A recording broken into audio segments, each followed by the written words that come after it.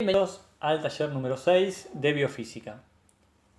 En esta oportunidad vamos a ver el tema fuerzas, vamos a trabajar con las leyes de Newton, vamos a ver las diferencias entre masa y peso y por último vamos a trabajar con palancas y poleas. Recuerden que este trabajo está disponible desde hoy, lunes 4 de mayo, y va a estar disponible, es decir, tiene una fecha límite de entrega del viernes 15 de mayo. Es decir, que tienen para hacer este trabajo 2 semanas a partir de hoy, a partir del lunes.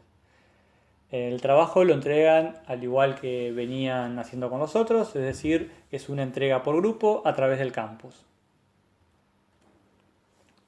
La primera ley de Newton nos dice que todo cuerpo en reposo va a seguir en reposo a menos que actúe sobre él una fuerza externa, y que un cuerpo en movimiento continúa moviéndose con velocidad constante a menos que nuevamente actúe sobre él una fuerza externa.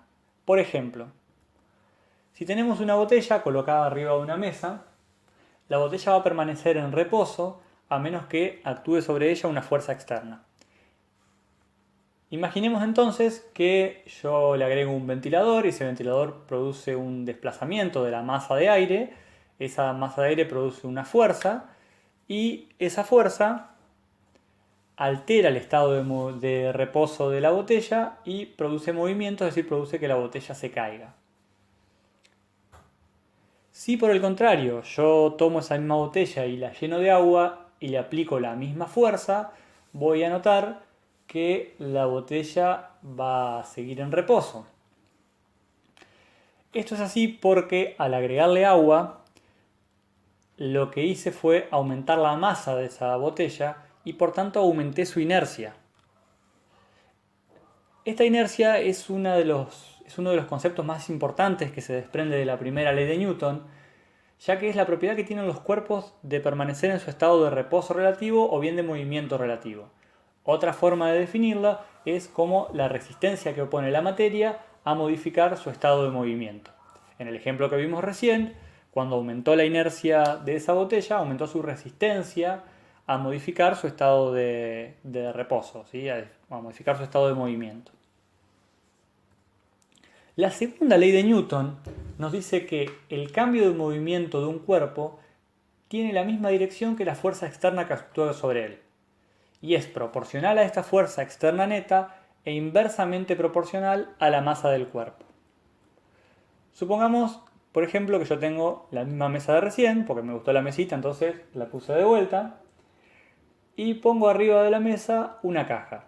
Si yo le aplico una fuerza a esa caja, automáticamente esa caja se desplaza. Lo que me dice la segunda ley de Newton es que el cambio de movimiento de esa caja, es decir, el movimiento de esa caja va a tener la misma dirección que la fuerza externa que yo le apliqué. Y que va a ser inversamente proporcional a la masa de esa caja y directamente proporcional a la fuerza. Esto matemáticamente se escribiría de la siguiente manera. La A de aceleración es igual a la fuerza neta sobre la masa. ¿Sí? La aceleración es uno de los conceptos que se desprende de esta segunda ley de Newton. Entonces, en esta cuenta de relación, en esta fórmula, yo puedo ver que si aumenta la fuerza neta, automáticamente va a aumentar la aceleración. Por eso digo que son directamente proporcionales. En cambio, si aumenta la masa, va a disminuir la aceleración. Por eso digo que son inversamente proporcionales. La tercera ley de Newton nos dice que a cada acción le ocurre siempre una reacción igual y contraria. Es decir, que las fuerzas siempre actúan por pares iguales y opuestos. A cada fuerza que se ejerce sobre un cuerpo, que podríamos denominar fuerza de acción, existe una fuerza de reacción que es de igual magnitud y dirección, pero de sentido opuesto. Para ejemplificarlo, vamos a ver un video a continuación de un chico que patea una pelota.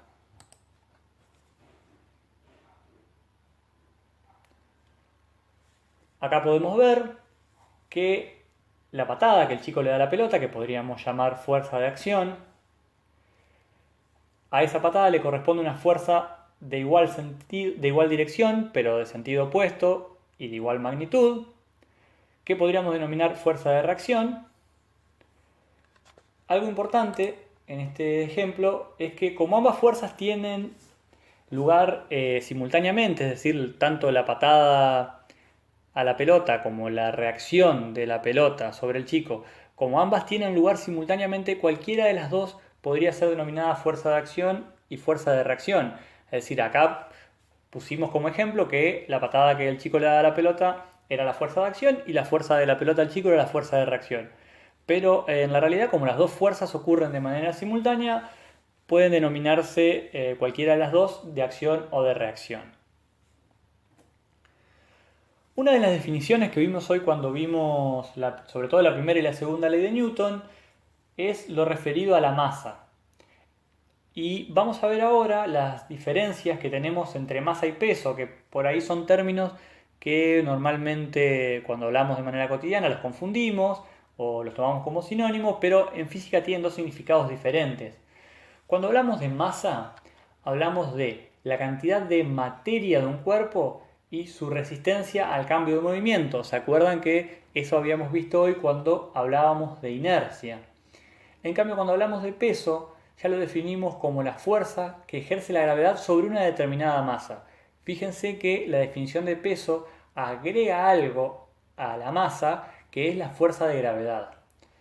A su vez, la masa es una propiedad intrínseca de los cuerpos. Esto quiere decir que es una propiedad inherente, es una propiedad que no varía de acuerdo al lugar donde está el cuerpo, y el peso no.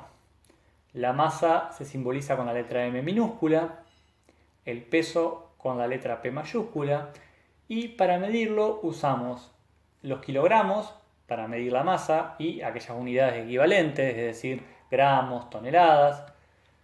Y para medir el peso lo vamos a medir generalmente en newton, kilogramos fuerza o kilopontios, cada uno con su respectivo símbolo. La fórmula del peso, es decir, la forma de calcular el peso, es multiplicando la masa por la gravedad del lugar en donde se encuentra ubicado esa masa, o del sistema de referencia en donde se encuentra ubicada esa determinada masa. Para ver un ejemplo, vamos a pensar en Homero, y vamos a pensar en un Homero que está en la Luna, el que está vestido de astronauta, y a la derecha hay un Homero que está en la Tierra. El Homero que está en la Tierra tiene una masa de 108 kilos. El Homero que está en la Luna tiene exactamente la misma masa, por lo que dijimos hoy, que la masa es una propiedad intrínseca del cuerpo.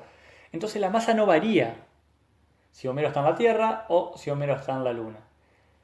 Cuando voy a calcular el peso, dijimos hoy que el peso era la masa por la gravedad del lugar en donde estaba.